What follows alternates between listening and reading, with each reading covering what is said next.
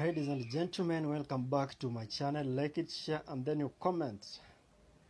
Yeah, this guy is saying that Ruto concentrating on Rig G is a waste of time and money.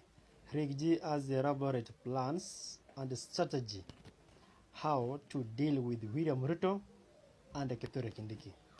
Ndio maana mlisikia chuzi Kithure Kindiki alisema ya kwamba ati maybe Rigathi Gachagua ndio analeta incitement katika Mount Kenya. I want to educate Kithure Kindiki, nimwambie ya kwamba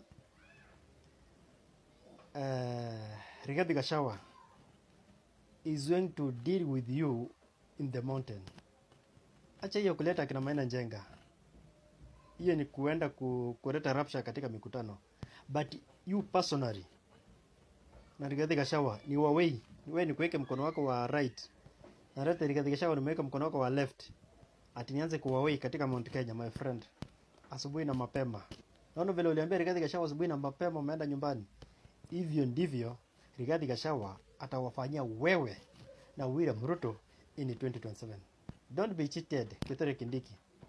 Ati sasa utafunza Rigathi Gachagua political lesson in 2027. Rigathi Gachagua ndiye atawafunza a political lesson. Rigathi Gachagua ameserve katika serikali ya Moi. Rigathi Gachagua ameserve katika serikali ya Uhuru Kenyatta. He was the former PA of Uhuru Kenyatta. Rigathi Gachagua is a former DO, is a ruthless man like William Samoei Ruto.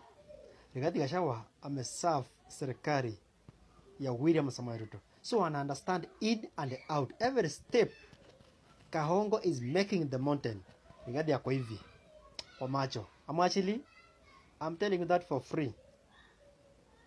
Kithure Kindiki, ulikuwa mzuri wakati wa interview, walikuwa interview ukasema ya kwamba Rigathi Gachagua is your friend, is your brother, utaki kuongelea mambo, ulikuwa umeanza na strategy mzuri kudeal na Rigathi Gachagua. But the moment umeanza kuingilia Rigathi Gachagua, na unajua the ground vile imekataa William Samoei Ruto, imemkataa. That's the reality. Don't be cheated ya kwamba Mount Kenya wako kwa William Ruto, ishaenda.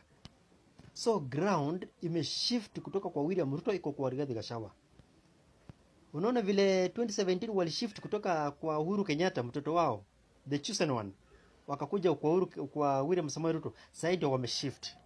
Wamesema mambo ya William Samoei Ruto katika Mount Kenya tawe. Na washamoa ni Rigathi Gachagua.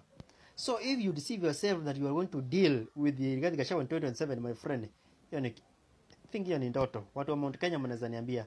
So ground shay shift. Wamesema hata ufufue baba yake Uhuru Kenyatta.